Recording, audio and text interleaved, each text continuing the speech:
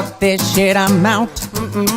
Fuck this shit, I'm out. No thanks. Don't mind me, I'ma just grab my stuff and leave. Excuse me, please. Fuck this shit, I'm out. Nope. Fuck this shit, I'm out. Alright then. I don't know what the fuck just happened, but I don't really care. I'ma get the fuck up out of here. Fuck this shit, I'm out.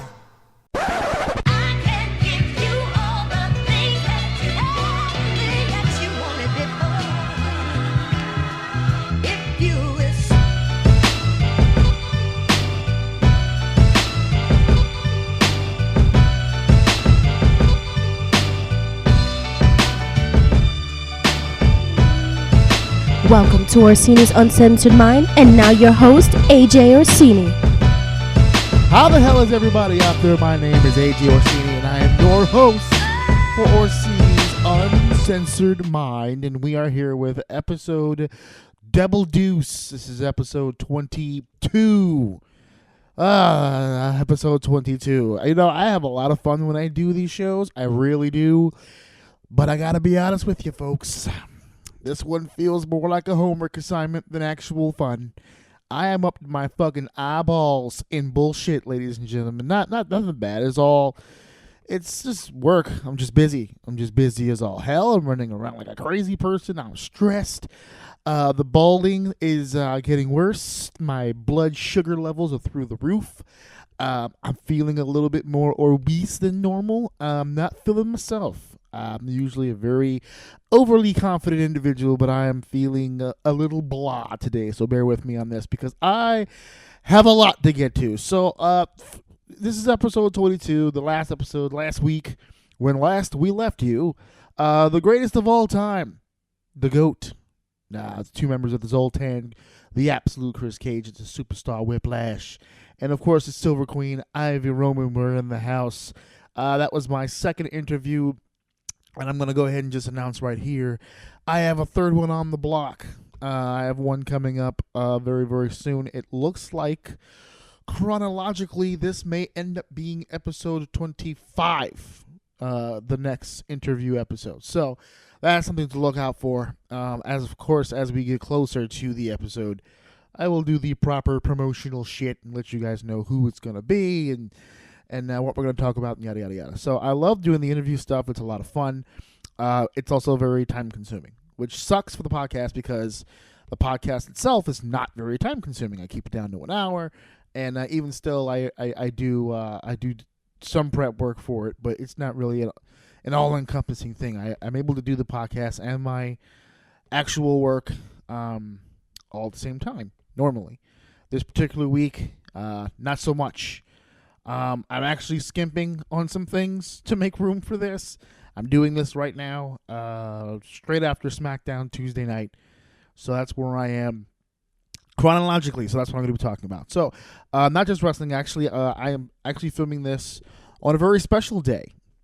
It's my son's third birthday today. My son's third birthday. And I'm going to talk a little bit about that because we had a pretty interesting weekend. I'd love to share with you guys some of the memories that took place. Let's pay a little bit of bills here. I wanted to make an announcement as far as my platform situation. So Podbean.com is my main shit. It's my main shizzy. It's where I put all the episodes live at 9 p.m. every Wednesday. ajoum.podbean.com. I am now shared on other platforms. I've mentioned it before: iTunes, Stitcher, and Google Play. I did mention that I applied for TuneIn Radio. I had not heard from TuneIn Radio. I kept giving updates, but without really having any. I am happy to announce that as of recording this, which is Tuesday, I received an email of confirmation. So when this airs tomorrow on Wednesday, officially you will be able to search the show on TuneIn Radio. So it's another platform for the show, which is good. It's always good to get your shit out there and get more people listening to it and stuff. And people have. I've been able to keep track on some of the stuff. Whenever I have a chance to really sit down and bullshit, I'll take a look at the stats, see what's going on, see what kind of movement I'm getting, where I'm getting. I'm actually pleasantly surprised that I'm getting downloads in more places than just the Northeast. I knew New York, New Jersey, PA would kind of be my area, because that's kind of where my fan base is. But I'm happy to say that I'm getting downloads from all over the place. I got one from Alaska, which is pretty cool. I think it might have been my cousin, but I definitely officially got one from Alaska. That's pretty cool. I think somebody in Hawaii is a big fan, so that's pretty awesome. So if you guys are listening, aloha, and thank you for downloading another episode. So I am now officially on the TuneIn Radio app. You guys can check that out on your own free time. That's me telling it to you guys. Tell a friend. Email a few fucking people. Share it on social media. Do whatever you need to do. Be a good representative of the squad, bro. You can get these people on the man wagon as far as the show goes. So real quick, those were the platforms again: iTunes, Stitcher, Google Play, and the TuneIn Radio app. So those are, if you can't get through to Podbean, because Podbean sometimes does have maintenance, you can still get the shows from those other platforms.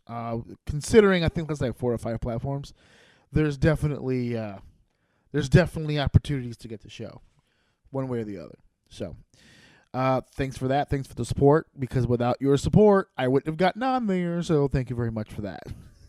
Because they check these feeds, baby. They check them. When you put these feed links in there, no bullshit. They go through your shit with a fine-tooth comb. So thank you guys for your support. This past weekend, so technically speaking, as I record this, it's Tuesday, February the 27th, which is my son's 3rd birthday. He was born on the 27th, and I'm going to share a little piece of information that I don't normally share about myself, but my birthday is the 25th, which was this past Sunday. And 3 years ago, on my birthday, my wife went into labor with our son. Happy birthday to me. Or as we say in the house, the greatest gift I'll ever get for my birthday was my son. So she is no longer responsible for buying me or celebrating my birthday with me, because that's it. Once you give birth to a human, like what I've given her shirts, I've given her pajamas. I got her an M&M Monopoly once. This is back when she was like a real big M&M head. Like I've gotten her some pretty nice gifts, the obvious jewelry and shit like that. She gave me a person. Like she created a human and gave it to me for my birthday. That was my birthday gift in 2015. A human being. So that's a really hard gift to top. So yeah, 3 years ago, downtown hospital down in Manhattan, New York. He is a native New Yorker. Manhattan Island, downtown, Lower East Side, of course, holla holla. And, the lineage continues. So this was his 3rd birthday, and this birthday was a little different for us because the first 2 years he's very young, and, he wasn't really in daycares or anything like that. So he had average run-of-the-mill birthdays, stuff at the house, yada, yada.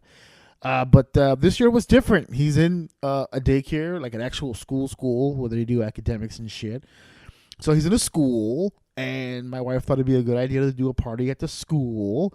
And then Saturday we did some shit, and then Sunday we had the family deal. So, he's a big PJ Masks guy. Big PJ Masks mark. Loves the PJ Masks. Kind of digging it myself. Being a dad and having a kid kind of relives your shit. Because, yeah, he's got some new shit that he likes, the PJ Masks and shit like that. But he's into the old shit, too. I mean, the guy's, he's actually killing me with it now. It's kind of gone overboard. I was a little happy about it at first, but it's really big on Ghostbusters right now for whatever reason. He saw the Marshmallow Man one day, and then that was it, bro. Ghostbusters fucking city. That's pretty much, that's his thing right now. It's fucking Ghostbusters. Ghostbusters, and he does Power Rangers. So he mixes it up, He's old school, new school. He's kind of all over the place. So we did a PJ Masks birthday party on Friday with his friends, which is cool. The kids loved it. They got sweets out of it, so fuck it. We basically went into the daycare and fed sugar to the children, so that was cool. And then shipped them off to their parents like a ticking time bomb. We sent 8 ticking time bombs to the fucking house. It was awesome. And so that was the school party, and then Saturday it was like a last minute deal. I took the family, so to speak. Well, not so to speak. They are technically my family, but I took them to Marvel Universe Live at the Barclays Center. That's where all these stuntmen and all these stunt women get together and put on Marvel outfits and do all these cool karate moves and motorcycle bike stunts, and it's actually pretty cool. It was actually pretty. It looked extremely shitty on the YouTube trailer that I saw. But I said, you know what? YouTube characters, they'll say the names. There was a Spider-Man. He's a big Spider-Man guy. If he had to pick one comic book character, he'd probably be a Spider-Man guy. And I just thought it'd be cool for him to see. But it was actually really awesome to watch, too. I mean, there was a few times where I thought, man, it would be really cool if he fucking dumped on his head, because they were doing some pretty outlandish shit. And I thought to myself, man, one guy sandbags, and that's it for he's going to tear his fucking ACL, and that's it. It's over. And I was like, it's like being at NASCAR. You kind of wait for it. You're like, yeah, here it comes. He's going to miss the bag. Here comes the bump, and nothing. He didn't do it. So I was like, all right. I didn't push the issue. So we went straight from Marvel Universe Live to one of the greatest places on earth for him. This is like his home away from home. It's his humble abode. Chuck E. Cheese. Followed it up with Chuck E. Cheese. This was a full weekend, bro. Full weekend. Sunday we did the whole deal with the family. It was nice. All the family members who could make it came to the house on Sunday. The House of O was rocking. And overall good weekend. Well, I'm sitting in the living room right now, literally engulfed in Christmas, birthday gifts and birthday decoration, PJ Masks all over the place. My life is now PJ Masks.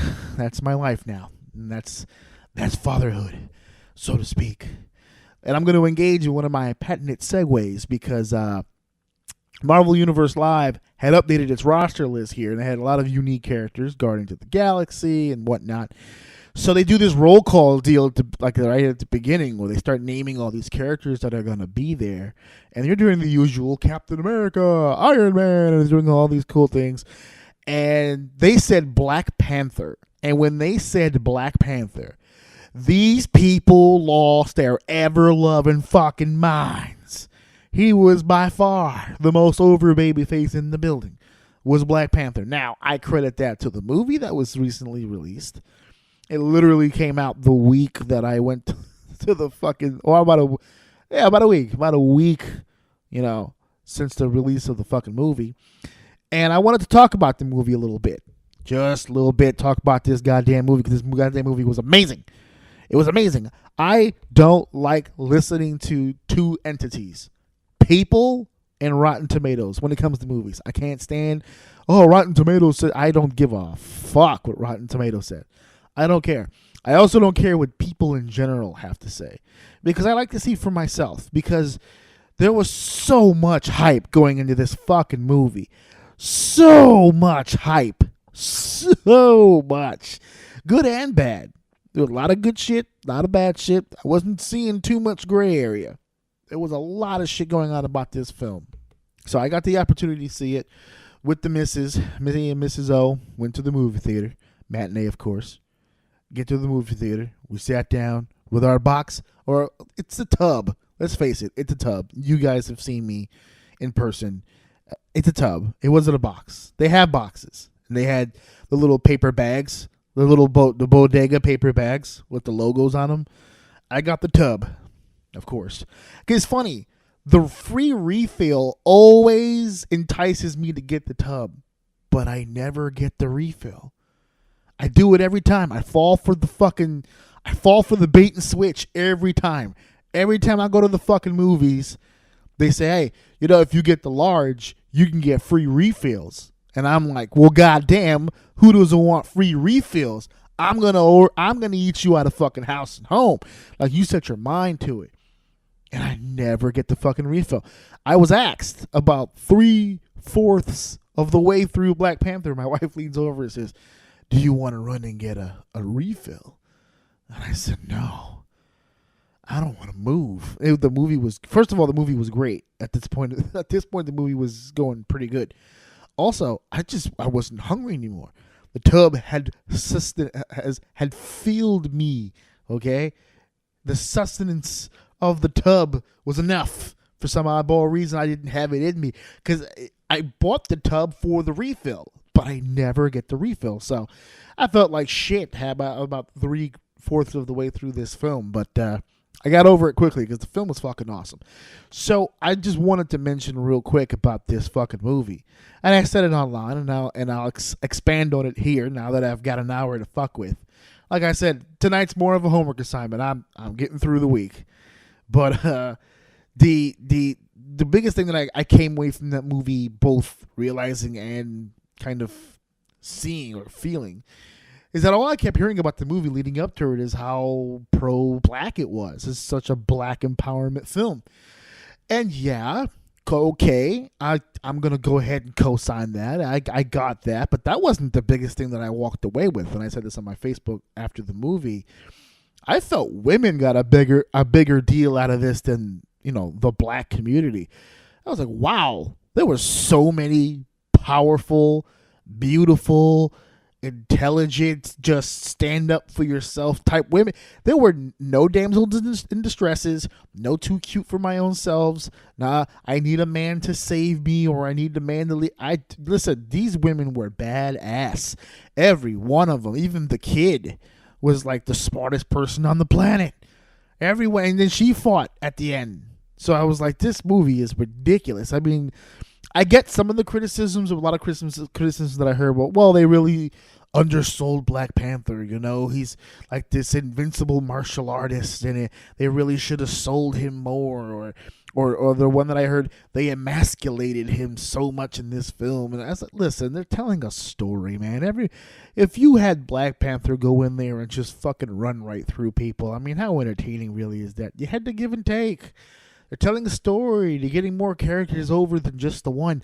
I know we're pre-programmed by the WWE to just look at the guy, but that's not really how storytelling normally works. They told a great story. I thought it was a great story.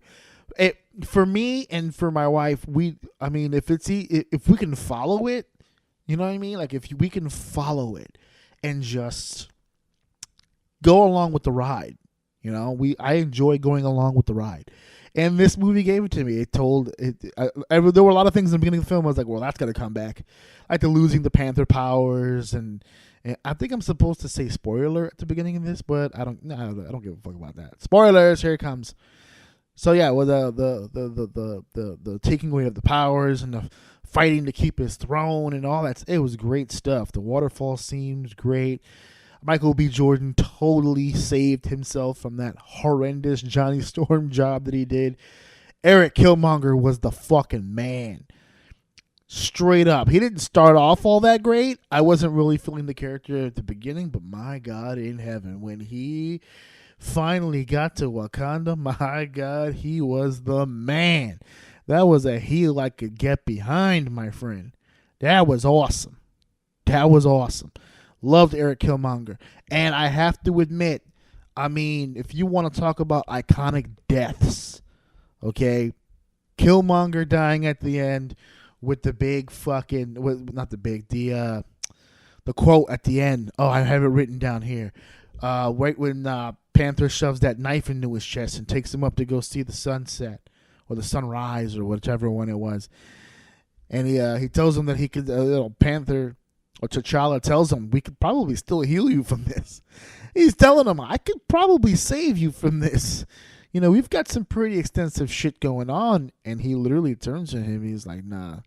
He's just like, nah. Like, you have a choice between life and death. He chose death. But then he gives the reason why. And he has it. I wrote it down right here.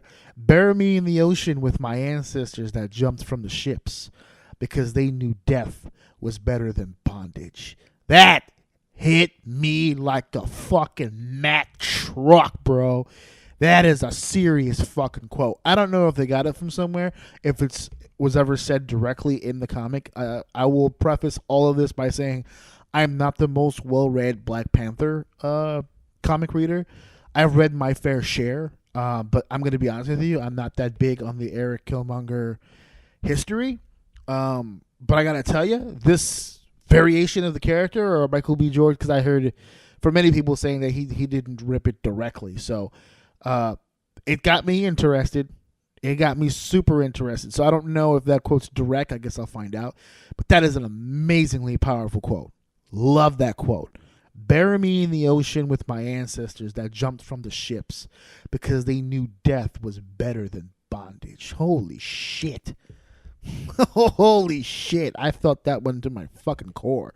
When it happened, like live, like in the theater, I'm watching this, and as soon as he said that shit, like under my breath, I was just like, whoa. That was great. That was great. So yeah, the movie overall to me was great. It was a great palate cleanser, because if they would have left me with Ragnarok leading into fucking Infinity War, I'm gonna be honest with you, I was fucking waning. Ragnarok, and I've been having this argument for the last 2 weeks. Ragnarok was trash. I killed it on this podcast. I'll kill it every time I get a chance. Ragnarok was trash. Okay, and I had this conversation. We were doing a DC versus Marvel conversation, and I'm trying to defend Marvel here, and all they kept throwing in my face was Thor, and that's the one I gotta give them that. Ragnarok was disgustingly bad. I fucking hate that movie. I don't recall ever having a very disliked Marvel movie up until that point, but I definitely hated that motherfucker. That's for sure. Ragnarok was a fucking turd. I don't know what the fuck happened there. Disgusting. Speaking of which, DC versus Marvel conversation. I will concede the idea of this. Okay, I will concede the idea of this. I am a grown man. I have no stake in the fight. Okay, I really don't. When I was a kid, I was a little bit more defiant about it. But I'm grown. I don't care. I always consider myself a Marvel guy. I will always consider myself a Marvel guy. Are there things in the DC world that I can appreciate and respect? Absolutely. Absolutely. Not everything. Not everything. I'm not as big a fan of everything as most DC fans, but I can appreciate it. I can respect it. There's some good stories that are told at DC. There's some great characters over at DC. I get it. I'm a Marvel guy. So when I have these Marvel versus DC conversations, I preface it by saying, hey, I've got no stake in the fight. I don't really care which one anybody finds better, but Marvel's better. And I will argue to the death. So I've been having these arguments with quite a few people. And we had I did a test run with my equipment with the round table when we did the Royal Rumble show, which I guess what's this 22, so about 5 weeks ago. When we did the Rumble show, and it went good. It went great. I had a lot of fun with Ian and Maddie. I was so concerned. I remember for that show, I was so concerned with their audio that I kept losing track of mine, which ended up not being that great audio-wise. I was able to fix that problem with the GOAT interview, so now I'm a little bit more confident about the roundtable stuff. So I've gotten a few people already saying we need to do a roundtable for this DC versus Marvel fucking conversation. Because I'm telling you guys, it gets fucking heated. Very, very heated. Very, very fast. It gets very fucking uncomfortable when we get balls deep into this fucking DC versus Marvel shit. So they want to do it for the show. I'm curious in doing it, but I don't want to just bring in my friends because that's kind of a... I don't know. That's kind of a weird thing. I'm trying really hard to be even about things. I could just bring my friends on, fuck it, and just do whatever because it's my show. But I kind of want it to have not just opinions, but like an actual like I'm trying to get someone a little bit more inside to help with the DC Marvel roundtable idea. It's something I'm definitely teasing myself with, and I want to do, but I want to do it right. So there's a lot of things that I have to work out for it before we can get into it. But DC versus Marvel conversation definitely coming up at some point. These interviews are few and far in between anyway because of the school situation, because of the job situation that I'm in. But I'll tell you what, man, we're in fucking Feb. The next time we do a podcast, it'll be March. And we're rolling along here. I cannot wait. You guys have no fucking clue how psyched I am for the summer. Because I'll have a lot more time on my hands. I have a lot better equipment. I have a lot more people with their hands in on the production side of the show. I'm going to start cracking out some real kick-ass material as we start getting into the spring, into the summer. I'm just ready to kick this fucker into high gear. So the DC Marvel situation, I want to do a roundtable. My episodes are my main shit, obviously, but For those of you who are unaware, I started adding a bunch of shit to the YouTube channel. There's a lot of exclusive shit on the YouTube channel. I mean, I got stuff on the YouTube channel that has not been put on Podbean or any of the platforms, that have not been on, the Instagram or the Facebook or any of the social media. I mean, I got stuff on the YouTube channel that's just for the YouTube channel. That it's literally on there just for exclusive extra content. I have snippets of the show, so you guys can get a chance to hear some of your favorite parts, or some of the parts that I've been told are favorites to some of the people that listen to this show. So, I mean, there's a lot of different opportunities there. So, check that shit out. I was going to save all that for the end, but kind of just came flowing out right now. So, if you notice, and you know I was going to get here at some point, I did not open my show with the obvious. So, aside from wrestling conversation and Black Panther and my birthday situation, for those of you who don't know, Mrs. O and I both work in some capacity with children, and we love doing it. It's kind of a thing that we have a passion for. I love working with kids. I love helping kids. My wife is just the best with that stuff. She's like a mother hen to the world. It's awesome. So when we had the shooting down in Parkland in Florida, I kind of came to a conundrum here, because a lot of the beginning episodes of this show, and it just kind of timed out that way, have a lot of that shit in it. I was just really starting out the show when we did the Las Vegas, we booked it, but when the Las Vegas shooting took place, obviously the hurricane season that took place with Texas and Puerto Rico and Florida. There was a lot of negative shit happening when I started this podcast. So once we got the ball rolling on all that positive shit, I really didn't want to go back to all that negative shit. So I started thinking to myself, well, it's my show. I should have an opinion on something. And the truth of the matter is, and I'm going to keep this slim for you, because I know that podcasts like this are supposed to be breaks away from all that shit, but that's kind of my point. I don't have an opinion on it. That's kind of why I didn't open with it, and I only really mention it now because as a parent, I can't conceive the idea of losing my son in any capacity. So whenever these things happen, I always send out my condolences, and I really just hope everybody gets to a better position in life in general. I'm not going to use the cliche thoughts and prayers, because that's been wiped its ass with, but it's kind of similar along those lines.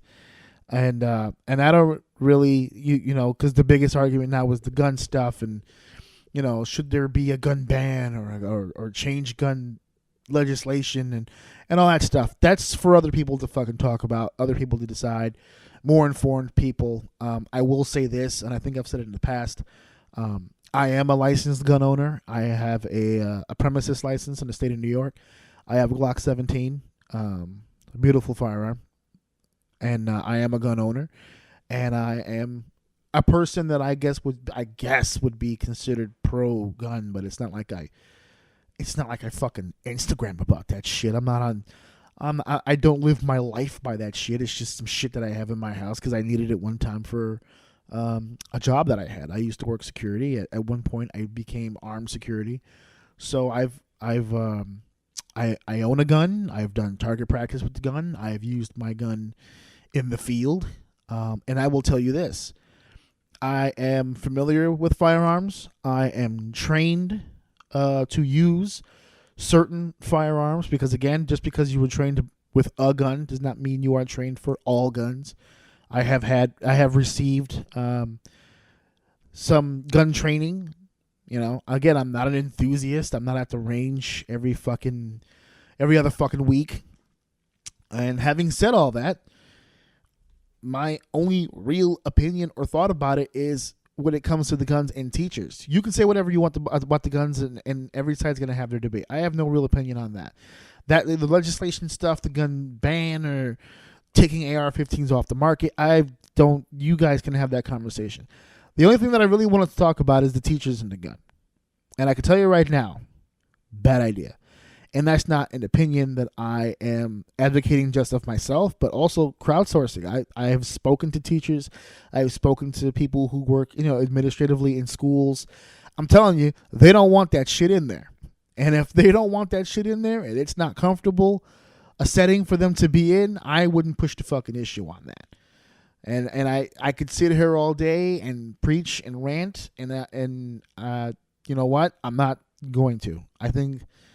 I'm not going to, because this is supposed to be an escape, and I plan on escaping.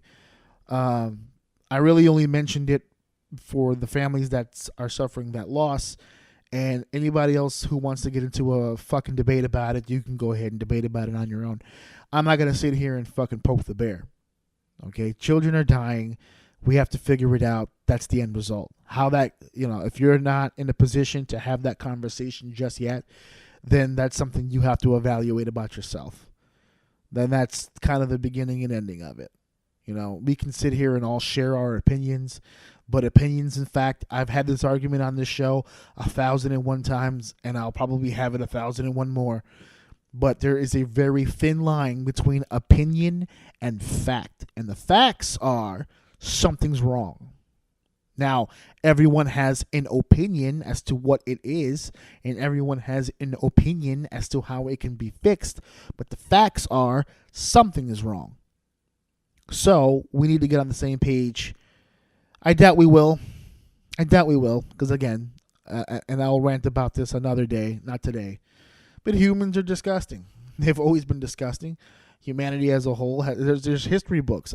I'm sitting next to 2 history books as I record this, filled to the brim with nasty and disgusting shit human beings have done to one another. So to sit here and say, well, the system's broken, what do we do? I don't know what to tell you, because even if we can come up with a rational solution, there's no idea. There's no reason to believe that it actually would be followed through with. So, yes, this is an unfortunate situation, and we have to get to where we need to get to fix this. All right, so that, I know I said I wasn't going to have an opinion on it, and I just kind of shared a mini one right there. But I mean, trust me, it's a mini. It's a mini. I could do 3 or 4 hours on this shit. I really could. I could pull up a lot of shit right now and just go in on this, and I'm not. So that's that. I'm glad that I got a chance to mention it. I've been so behind on a lot of things to go interview. Really, as fun as it was, took me out of the loop for a little bit. So I'm glad that I got a chance to mention that and get that off my chest. So I'm not going to do too much with the wrestling today. And the reason for that is because there really isn't that much that I really feel like fucking talking about. Because I have a feeling that if I get going, I'm going to get so fucking mad that it's really, really going to fuck with me. Like, as soon as I fucking turn the mic off, I'm just going to be ridiculously upset, because there's so many things going on that genuinely are fucking upsetting me, and I'm not happy. I'm not enjoying it as a fan, the television stuff. I'm not enjoying it as a member of the fraternity. On the things that I see on the independent scene that have either involved me indirectly or involved me directly. I'm not happy about a lot of things that are going on. I'm telling you guys, I'm fucking stressed right now, bro. You have no fucking clue. I'm trying not to be angry as fuck. And I almost did this as Drunksini. You don't want Drunksini. All right, for those of you who don't know Drunksini, that's when I get inebriated and all the truths come out. Life becomes a shoot, brother. And I'm trying not to do that on the podcast, because that can get me in a lot of fucking trouble. So, and I came literally a cunt's hair away from doing that tonight. I still have leftover shit from the birthday party in the fridge right now. And man, I really thought about it. But I got to get up in the morning, so I'm trying to be an adult. But you know what? Jesus Christ on a popsicle stick, son. I just ripped off Stone Cold about 2 times in the last 2 minutes. But I'm telling you, I am in a mood. So we're going to keep this wrestling shit light. And one of the things that I'm going to kick it off with is Hall of Fame. The WWE Hall of Fame has been going on. I talked about it a little bit on the podcast. I mentioned about, fans and how they, conducting themselves on the shows and yada, yada, yada, yada, yada. But I didn't really get a chance to talk about the actual Hall of Fame class, which thus far, I gotta say, not much wrong here. I'm liking the picks. I mean, some of these picks are pretty obvious. I mean, you can have the debate because the headliner is going to be Goldberg. Now, you can have your debate on whether or not he was as high up on the ranking as people say, but you can't debate the idea that he's a Hall of Famer. And I think the reason why you really, really can't debate it is because of how hot he truly was. If you were not a wrestling fan in 1998, 1999, and maybe a little bit of 2000, if you were not a wrestling fan in those 3 years, you have no clue. There are people who are in the industry who've been in the industry for 30, 40 years who lived through that time period and will honestly say at that point, Goldberg was even more over than Stone Cold Steve Austin. He was white hot. He was as hot as a human being can be in the wrestling business. Now, having said that, it didn't last long, and I think that's where people will get the argument, is that it did not last long. Goldberg's run in WCW and his run in WWE, not very long. But when he was on, he was on. Now, he's credited for being, I think Bobby Heenan said it, the first ever undefeated World's Heavyweight Champion. A guy who won the world title, has never been pinned. And I do believe it was, it got it right in front of me, as a matter of fact. I think the final number here is 173-0. Before he took the cattle prod to the chest, baby. Scott Hall and that dastardly cattle prod. Only to go down to the jackknife powerbomb and Big Sexy. And the streak went down. And Goldberg now will be heading into the Hall of Fame. I think the writing was on the wall once he came back and did the whole deal with Lesnar, that at some point he'd be doing the Hall of Fame. Get one more cash grab out of the guy. Congratulations to him. Even bigger congratulations to the New Yorkers. The Dudley Boys, Bubba Ray and Devon, will be heading into the WWE Hall of Fame. I think, Goldberg, you can make an argument out of the way. I think the Dudley Boys are a slam dunk. This is the easiest decision I think the WWE has ever made when it comes to the Hall of Fame and when it comes to tag teams. There were other slam dunks. I mean, Legion of Doom was a slam dunk. I don't know how the Steiners aren't in. I mean, I know that you and Scott are not exactly on the best of terms. There's a lot of arguments that can be made. A lot of people. I'm not going to go down that road. I know I just opened up Pandora box by saying that. It literally just popped into my head and came out of my mouth. But yeah. So the Dudley Boys are going in. Congratulations to them. I mean, dude. Do we even have to run down the resume? Can we just single it down to won the titles everywhere, multiple times?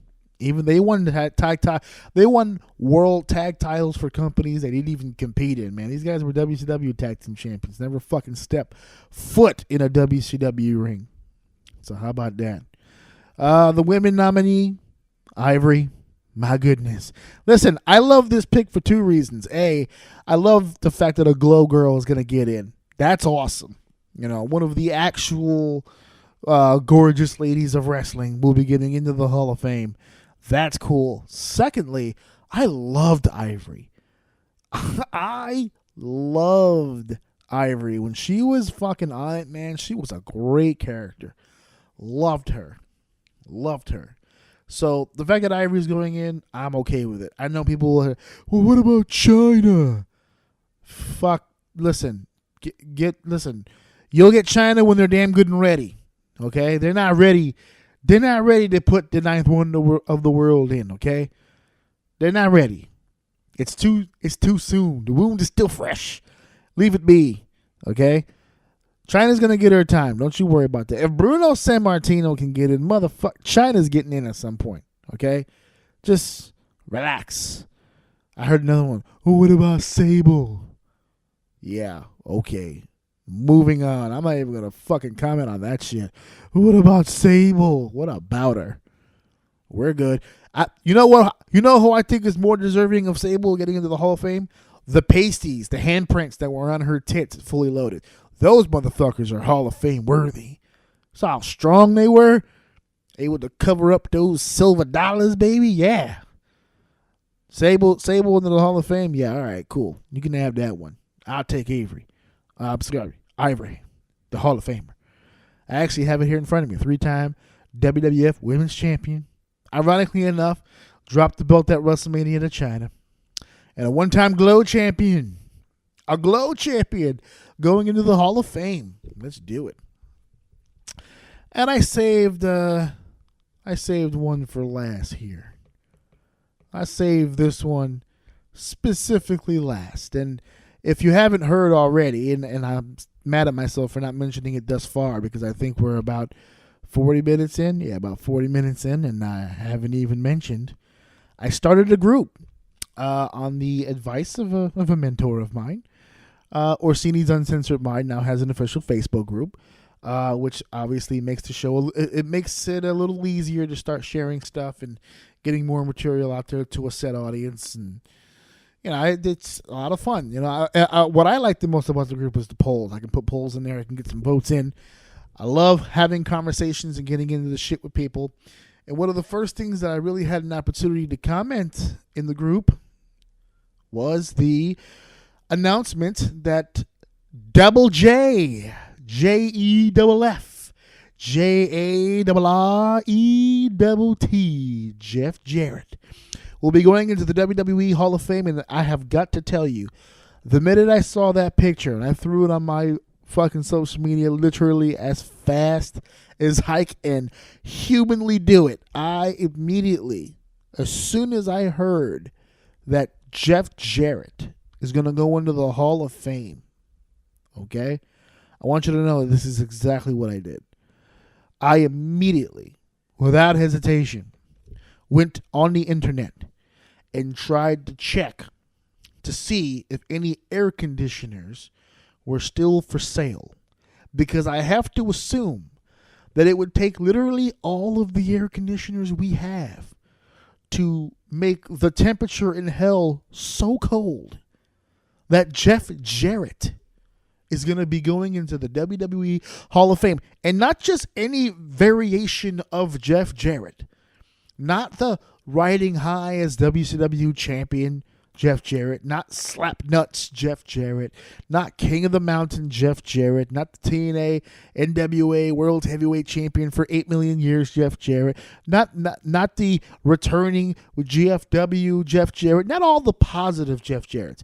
The Jeff Jarrett that's currently going to be going to New Orleans in 4 or 5 weeks is drunk off his ass, rehab, personal issues Jeff Jarrett. The timing of this is what really fucking kills me. There is no debate that can be had, in my opinion, that Jeff Jarrett is not a Hall of Famer. Jeff Jarrett, to me, is a Hall of Fame guy. He is. He's done a lot in this business, not just as a performer, but the doors, the avenues that he's opened up for a lot of talent who probably would have never gotten that up. Not you know what? Not even probably. It's guaranteed. Yeah, there's a lot of talent he brought to the forefront that wouldn't have gotten that opportunity without Jeff Jarrett. There's no AJ Styles. There's no Bobby Roode. There's no James Storm. There's no Eric Young. I can go down the goddamn list. There's no Samoa Joe. And I know what you're thinking. Oh, well, the Ring of Honor run my ass. Because the WWE on several occasions denied any accusation or any ties to Samoa Joe. They had zero interest, no matter how many times he was pitched. Zero interest. It was the run in TNA. A lot of these guys got super over based on their TNA time, and they wouldn't have had that opportunity if not for Double J, Jeff Jarrett. Jeff Jarrett created a product that, while it never actually became a strong enough number 2, still had the number 2 company in the world. Still had network television, still had monthly pay-per-views. Jeff Jarrett, and I know he didn't do it alone. I know he can thank his daddy. I know we can thank Dixie to some extent. Panda Energy Court. There's a lot of moving pieces. But he was at the helm of that. And not for nothing, on the talent front, Him, Scott D'Amore. I mean, you can go down the list of guys. Bruce Pritchard, Jim Cornette to a degree during his TNA run. A lot of guys that were in the know, but Jeff Jarrett was the one pulling the strings. So there's no doubt about it in my mind. All right. As a matter of fact, I've got 2 friends right now who are getting paid and sustaining their families through Jeff Jarrett's hard work. So I can promise you, Jeff Jarrett, to me, is a Hall of Famer. It's the current timing of it that kind of shocks me because he's not exactly in the best shape. Now, maybe between the last time I saw his drunk ass to now, he's made some sort of fucking improvement, and that's fine. But I really hope he doesn't go up there and just embarrass himself. And how do you feel right now? But imagine if Jeff Jarrett comes to this place, and you know that he has to, that he comes to this place to the Hall of Fame ceremony with his wife. You know, the former Mrs. Angle. Just when Kurt finally got away from all that shit. Now, Kurt's gone public. Him and Jeff are cool. They've squashed the beef. Everyone's one happy family now. That's fine, but come on. WrestleMania weekend, he's going to come in. Jeff Jarrett's going to come in. He's going to be done, not exactly in the best of physical shape. He's coming off of a bad run this year, and he lost the GFW stuff. He lost his authority over in Impact Wrestling, and then he has that situation over in Mexico. I mean, all of this is just really, really bad timing. Now, maybe you can spin it and say it's great timing that he'll be around the WWE, he'll be around positive influences, and maybe being around some of his old friends again and being back around familiar settings will help him. And if that's the case, all right, cool, I'm on board. But what are the odds of that? What are the odds of that? I think the odds are actually greater that he goes up there and embarrasses himself. That's why this turnaround is just so crazy. It wasn't but a few weeks ago when all of this negative shit was happening, and now we're about, 4 or 5 weeks away from WrestleMania. The one wrestling show literally everyone watches, even non-wrestling fans. So, I mean, I really hope he doesn't embarrass himself. I really hope that he gets his stuff together because he deserves to be up there. And I really hope he goes up there and he has his moment. And I hope that moment shifts something around in his psyche and we get the Jeff Jarrett of old. That would be nice. Wishful thinking, perhaps. But definitely, it was nice to see him get that moment, get that announcement. And Slapnuts is headed back to the WWE and headed back to WrestleMania weekend. And that's the Hall of Fame. And we've got a bunch of other stuff going on in the WWE. But I'm going to take a break from the WWE. There's a lot to talk about. People are talking about the Roman Reigns promo, which, whatever. It wasn't that bad. I'm not going to give the man extra credit for doing shit he should have been doing from the word go. Those are the promos you're supposed to be doing when you're Roman Reigns. I don't know why it took him 8 million fucking years to get to that, but, I'm not going to penalize him. He doesn't write the fucking scripts, but still. I'm not going to give him extra points for doing the shit you're supposed to do. You don't get Parent of the Year awards. You're supposed to be the fucking Parent of the Year all the fucking time. Sorry, you don't get extra points. Yeah, there's the whole Ronda Rousey deal. There's a lot of shit going on in the WWE, They're setting up Ronda and Kurt for Triple H and Steph at WrestleMania. I mean, everything's clashing together. Intercontinental title situation's clearing up. Shit, AJ has to survive a 6-pack challenge now. Every week they add a new motherfucker to the match. So, there's a lot of shit going on in the WWE. But I'm not going to end this fucking thing with another WWE conversation. The WWE conversation pretty much got dominated by the Hall of Fame. I've got other shit I want to get to. And the other shit that I want to get to is this. So, the last 2 weeks, I've done Orsini's questions and answers. My Q&As, okay? I'm really digging the name. Things are really fucking growing on me. But I have been able to, I've been fortunate enough to get a few questions, and I've been able to answer them. Some of them are really fun, and some of them are really serious. I got a few this week as well, but I only really want to talk about one. Because one struck a fucking chord in me. Not in a negative way, but it kind of got me juiced. I kind of walked away with it kind of excited. And the one thing that was asked that I wanted to really talk about was they noticed that I live in New York, so obviously I speak to a lot of New York people. Easy Negro. It was the first interview that I did. He's a New York guy. The GOAT, they're a New York team. A lot of people have been asking me, will the show pretty much just stay within that area? Am I only really doing New York talent, talking about New York shows? It's just really just going to be like a New York thing because, like I said earlier, I've gotten a few states that I've downloaded a few of the episodes that are probably wondering if I'm going to be staying New York centric. So I wanted to take a minute to talk about that before we end this episode. And the answer to that question is actually very simple, but it requires an explanation.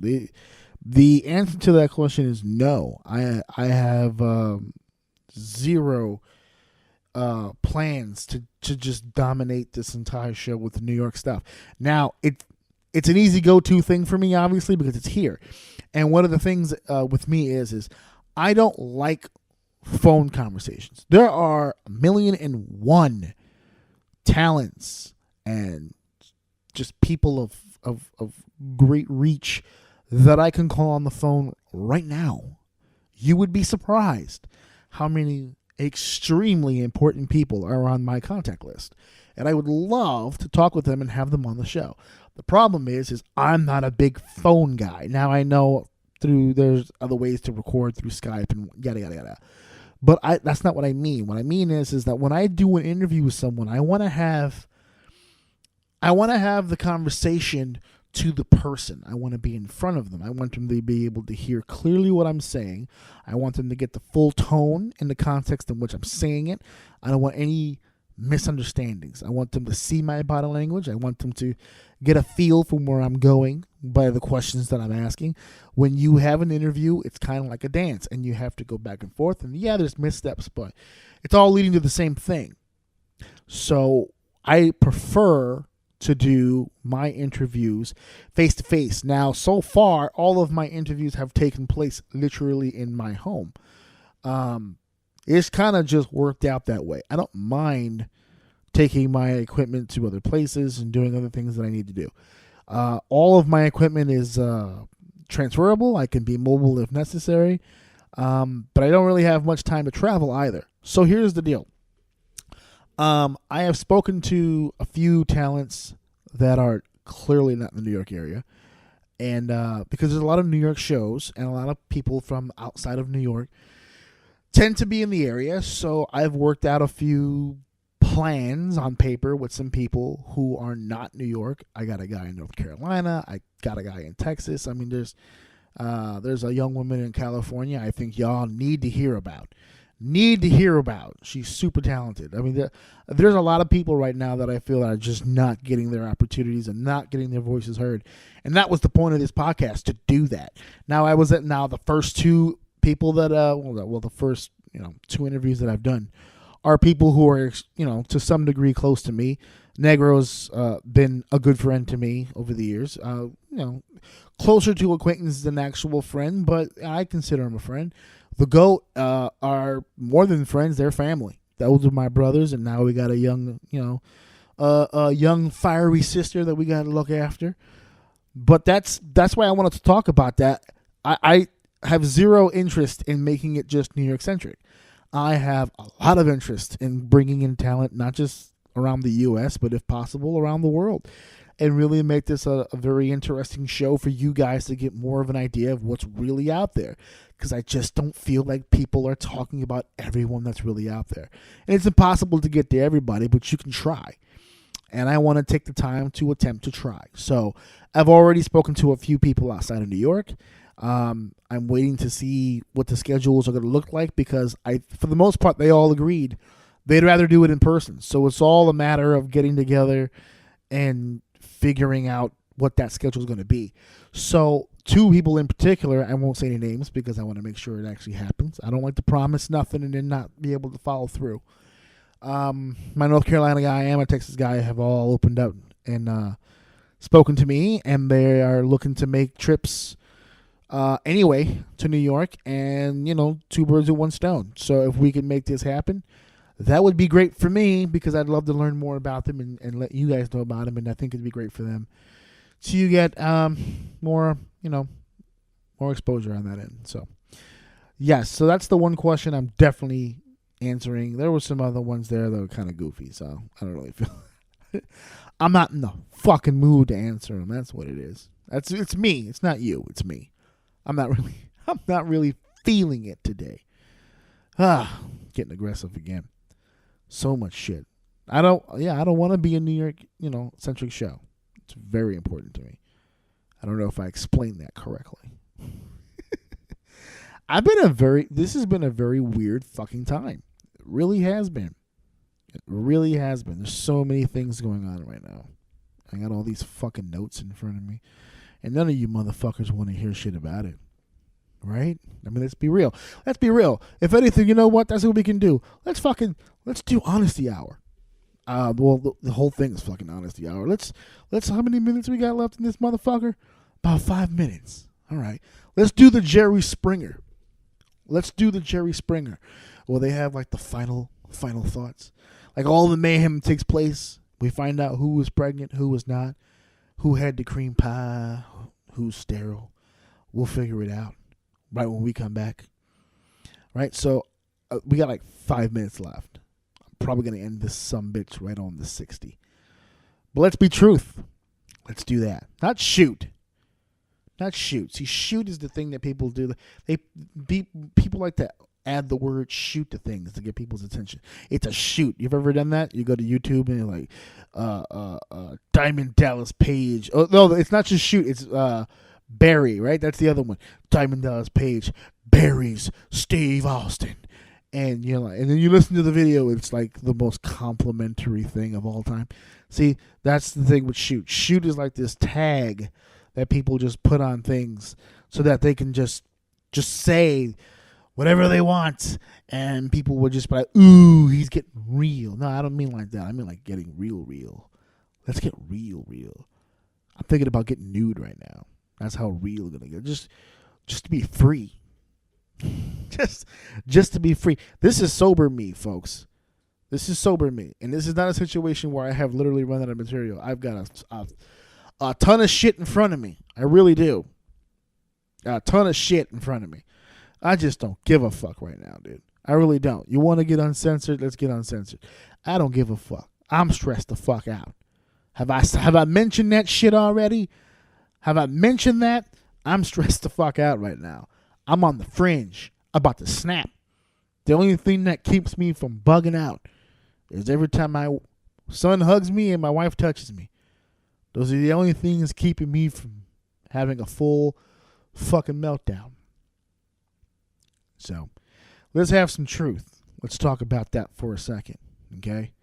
There was a situation that took place not too long ago where I was asked by a friend. Once again, I will not mention the name because we have not Splitsville. We're still friends. It just got a little heated. It got a little emotional. It got a little real. Now, the last time a friend, quote unquote, got real with me, I had a little episode called Angry as Fuck. And I dropped a few 4-letter words. Okay? But that's not the case now. Because I feel like the person in question was telling me something that was true. But I disliked greatly the way in which he told me the fucking information. There's this thing that people do when they say, hey, I'm just too real for people. No, you're an asshole. You can be real without being an asshole. So the topic of conversation came to working shows, or for me to go back to working shows. For those of you who don't know, maybe due to the podcast, ring announcing, interviewer, all kinds of shit. I've had so many fucking jobs in wrestling, it's ridiculous. But the one that I miss the most, and the one that I rarely ever talk about because it's not the part that got me over, is the actual in-ring wrestling part. And I think you kind of already know where this is headed. I miss it. And the only reason why I stopped doing it is because, A, I was making more money in the suit than in the boots. And secondly, I can admit this now. I had a hard time admitting it when I was younger, but I can admit it now. This is not an easy job. Wrestling's not easy. Your body has to withstand it. Not everybody's body is built for this. And unfortunately, my body is not. Almost every single time that I get in the ring, something catastrophic happens. I'm like a black cat. Something always tears or breaks or pops or fucking something. So the topic of conversation came up about me possibly getting back into the ring. And it's not for wrestling or for full-time stuff. I wanted to do in-ring stuff at a neighboring gym as part of my calisthenic training because, again, I'm going to school for physical education, so I'm trying to get back into the creative mode of creating physical lesson plans and calisthenic routines and just kind of customizing stuff. So this idea was basically just to take like a refresher's course and really just hit the reset button, and because I've been away from the game for a little bit, so I just wanted to get the juices going and head back to the gym and just do a bunch of stuff. I was told flat out that it probably wasn't the best idea because in the time away from the ring, I've put on quite a few pounds. So the idea was, this is why I say it was smart. It was good in nature. I get what the good point of everything that was discussed was perhaps you should drop a few pounds and work on your overall cardio before you hit the ring and start running. That's that's the nice way to say it. That's the civil, mature way to say perhaps now is not the time. The way that it was fucking delivered was, nigga, you too fat for that shit. Listen, no, shame on you. You right, but you can't be saying shit like that. That's very hurtful. Fuck you. Which was my response. Just not as playful as I just did it now. So a couple fuck yous were exchanged. There was some angry memes. A lot of, the 2018 arguments, some gifs. There was some negativity flung. But the end result of the whole thing was, the whole thing got squashed. But, it's true. I do intend on dropping some weight here. And I've been doing the track and field stuff. So I'm running. And it's the diet. Oh, my God. I can't do the diet. I am not disciplined enough for the diet. So I figured I didn't want, if I keep it to myself, I might not get the results that I want. So the end result to this conversation with my friend, and one of the reasons that we were able to resolve it, is because he felt that my current weight was a bad idea to start training again, because a lot of injuries and a lot of health problems can occur if not in proper shape to get into the ring. So he felt, and maybe this is a good time to say it here on the podcast, that if I mentioned it on the podcast and I made promises on the podcast, that would make me more motivated to follow up and drop the fucking weight. So that's what I'm going to do.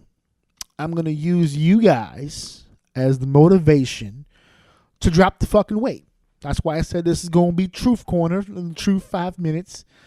I'm going to be real with me. I'm going to be real with myself on this, and I'm going to use you guys as the motivation to drop this weight, because the truth is I really do need to drop it.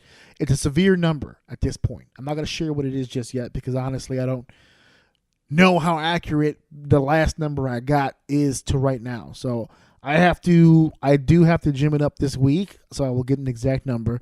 What I'm going to do is I'm going to commence with Operation Be Less Fat. Okay, Operation BLF will be underway starting next week. And I'm not going to make it a big segment like I just did right now. I'll just do little updates here and there to let people know what the progress is. So I'm hoping that a week from now, hopefully a little exercise, and I can keep with the diet a little bit. That hopefully we'll see some change. I don't think we'll see some change week 1. I don't think that's how that works. But I'm definitely going to keep up with it, and I'm going to try to use this as this motivation to do so. So, wish me luck.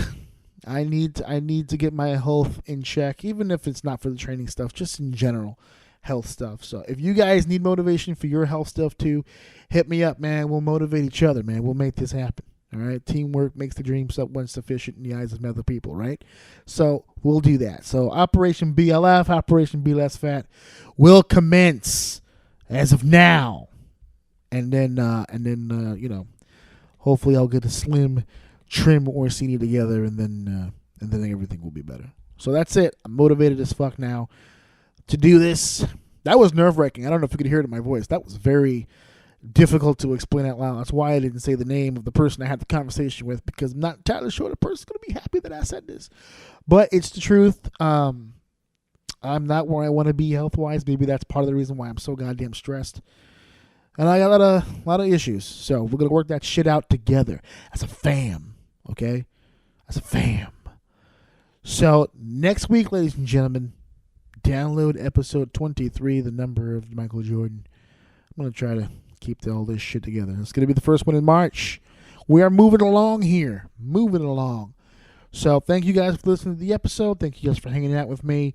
I hope you had a good time, in spite of all the shit that went down just now. With I don't know. This fucking podcast, this episode had a lot of ups and fucking downs, man. A lot of ups and fucking downs.